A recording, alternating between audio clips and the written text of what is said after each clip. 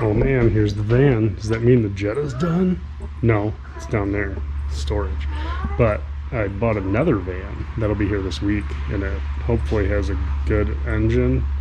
But a lot of guys say not to do what I'm doing on the old internets, so I'm gonna put an OM612 in this with a bunch of my parts and hope that something works out. So getting there. I have 2.5-ish clear shelves for more long-term-ish parts. I've got these spots for like short-term storage workstation.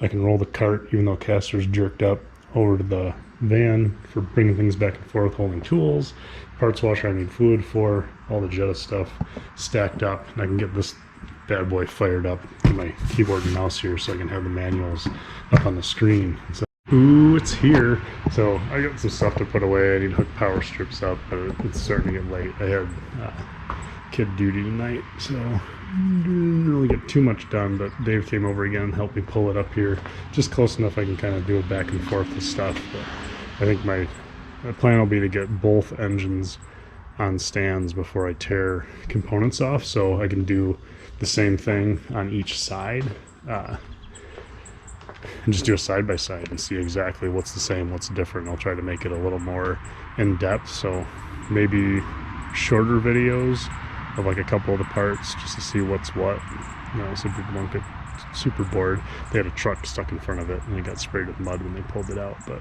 this one, it's fine. It's too bad that rear glass doesn't fit my rear. So okay, it's working out pretty well. I forgot I have a volume knob right here, so I can turn that down without it buzzing, and I won't get a notice from some music company and have a video taken down. Dominic's dad came over in the morning. We put my injectors off this in his van in record time. They came out perfect.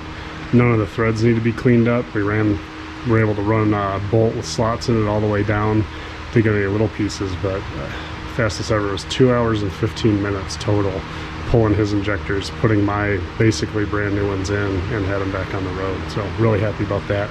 Got front clip stuff off, drain the coolant, we'll eat some lunch, and then get right back into it. I think it should come out. Disconnected the shift lever, the drive axle, what else? Oh, like the lines, the cooling lines, and then the electrical connector and that stuff. So I think everything's out that needs to be out. Yeah, I mean, if it gets weird, it gets weird. The hard part will be getting that over that little hump that means like that bump there, and basically kind of pulling it forward as I can, and then sending this thing down to try to get a lift more in the center. And at some point it should pick itself up off of my support down there, or slide off and destroy itself, who knows. I don't know. I mean, it's all tons of stuff can go wrong, and I won't really be worse off because that might have some spare parts, who knows. Well, it wasn't as bad as I thought it would be. It got kind of a little stuck here, but it's out, and I didn't tear anything in half. There's a couple things I want to do while it's out. It'd be nice to drop the whole exhaust, so like this bracket doesn't come apart because that bolt's screwed up, but I'm not so much worried about that as I am that thing I welded down in there. So if I can get the whole thing out right now and fix that weld on one of the days I'm waiting on parts or something, and you know, power wash all this off at some point, and this might be a good time to do the rear brake lines because they're going to be easy to deal with without the engine in the way. So I might knock those out as well. And I'll need a ground strap because this one is just disgusting and nasty. And yeah, so we'll take a look around, see what there is to do. But the primary focus will be get this transmission off and get this thing on one of the engine stands, and then I'll have to get my other stand out of the trailer. Turns out I had one of Steve's too, so I've got 3 engine stands right now, but that's okay. Yeah, it's a turbo. How gross that is. I wonder, well, it doesn't matter if it's leaking because I'm not using this engine. Oh, I gotta think about stuff to start ordering too. I should make a list because I'm gonna need probably this gasket. I'll need a new, well, I don't know if I'll need a new tube or not for the vacuum because mine didn't have the clips to release it, so I had to bust it off. And then this is okay. Yeah, I'll have to peek around. There's a lot of stuff I'll keep, like this nice new cam sensor I tried out. I'll have to switch my rail over. Yeah, it'll be not, once they're on stands together, it'll be easier to decide which one gets which parts. Running into a slight problem. I can't turn the motor. Like, injectors aren't in, it doesn't make any compression, right? But this thing is locked up tighter than I don't know what. So, must be all the squished out, ruined pieces of bearings. I might have to just loosen everything, right? Like if I loosen all the mains and I loosen the rods, then maybe it won't be bound up anymore. I wouldn't think it's the pistons stuck into the cylinders. They even put the impact on here and it wouldn't turn, so yeah, that sucks. Okay, that did the trick. I loosened all the mains with the one under the oil pump. Now it turns. I can get to my what the hell is that thing called? Torque converter bolts. Yeah. Well, and when this thing's on the stand and it's stripped, we'll pull it upside down and pop those bearing caps off all the way and have a peak, but it's going to be nasty. Digging right in nice and early today. Yeah, it's disgusting. There are mice living in the headliner. There's dirt everywhere. I just keep sweeping out of the way so I don't have to step on it. And then like little treats, right? At some point, somebody had HADs in this, I think. Yeah, something voltage, yeah. But those are the connectors on the end I recognize from the kits that are technically not legal. This turbo, look, oh wow, it looks like mine did. See, my old one, see how those fins are all curved and there's a huge gap. So I'm sure these guys got underboost codes and just ran like garbage, but that's fine. Underboosting never hurt an engine, I don't think. Let's see, what else? Oh yeah, this little guy. So there's a plug and I was like, oh, maybe they have one of those pads, but there's a head there and a little metal tube in line with the coolant. So I wonder if that's a little pump inside there, which I wouldn't put a pump in line with that.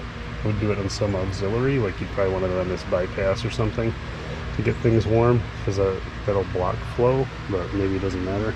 And then that guy can be wired in, like my friend Dominic did, as a preheater to run off the diesel instead of having to plug into a wall. So yeah, let's keep chugging away until we get this thing out.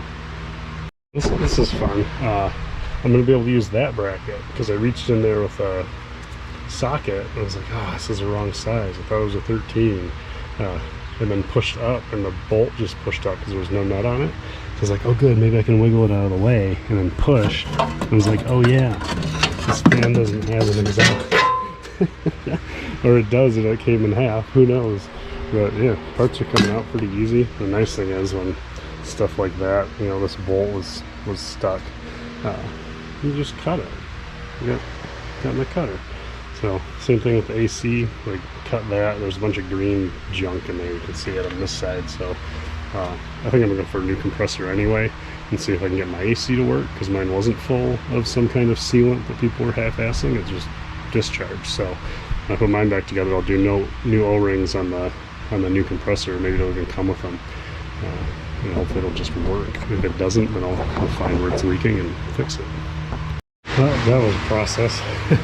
Like, it doesn't look like a very steep hill, but like, I couldn't pull this thing up. I had to put the bar in it, like when I got over this hump, and just inch it up and then slam that board into the wheels to keep it from sliding back down. But hey, it's out, yay. I really helped. I didn't drop the steering rack. Obviously I touched it a bit, but I just put a block of wood up in there for it to slide across, and that helped a ton. Took the hood off, and once I got that hoist past this lip, then I could rebalance it, get the transmission up in the air, and it came out. So yeah, I'm gonna eat some lunch, and then I gotta get the stand out of the trailer and get this one on the stand too.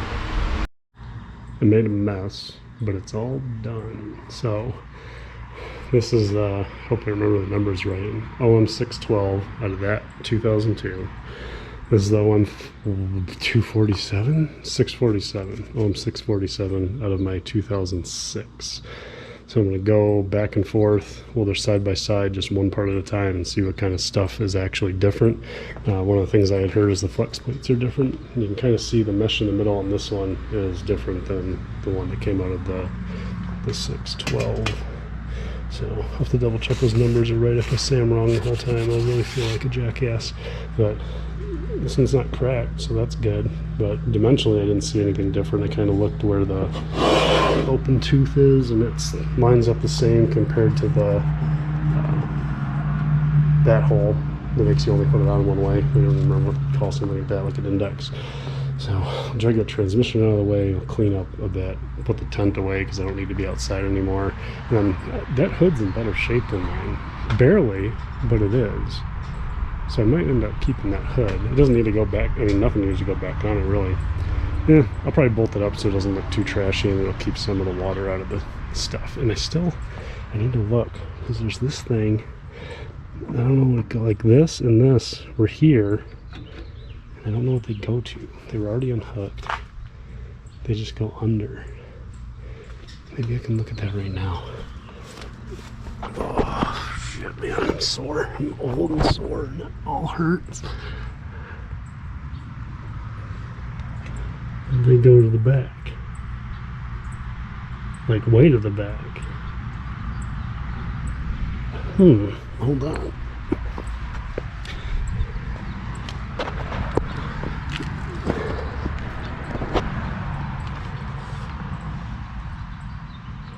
What the hell's up here? Oh shit. Did this van have, is that rear AC? Like, is this a drain for the condenser? Does this have fucking rear AC? How cool would that be? Maybe I can make that work. I thought that was supposed to be like on the roof. Oh, it is kind of on the roof. It's in the back there. I like that. So I wonder if they put a compressor from one that doesn't have rear AC, or does it have two compressors? It would make sense that it has two compressors. So maybe there's a big old bracket or something. There must have been something. I'm gonna have to look it up. I wonder if it's in my manual. Okay, found it. So on this page, it describes the compressors, and this is the one that's in the van, right? The two ports on top, and then I don't know what number 3 is, control valve, whatever. So it looks like they just have a big boy 10-cylinder instead of 7-cylinder that does for the rear. So maybe there's like lines, like things that would split, so it pumps out to both and then comes back and just pumps a lot more and uses the same heat exchanger in the front. So I'll have to check that too. Maybe I need a bigger heat exchanger if I'm going to run front and rear eventually. But there's no reason I couldn't just get all the stuff for it. Like I could hook the big boy up to just the front AC and get that working, and then use my buddy Steve's manifold, or just buy one. They're not that expensive. Maybe just buy one to discharge it and add the rear stuff later down the road. I'll at least be taking every part of that out of the van that I can once this one's up and running, because that kind of be the focus, is make this run, then worry about stripping that for what I want. But in the meantime, yeah, do some cleanup. I'll get these situated so they have working space around each one, and you just start stacking parts up and comparing them.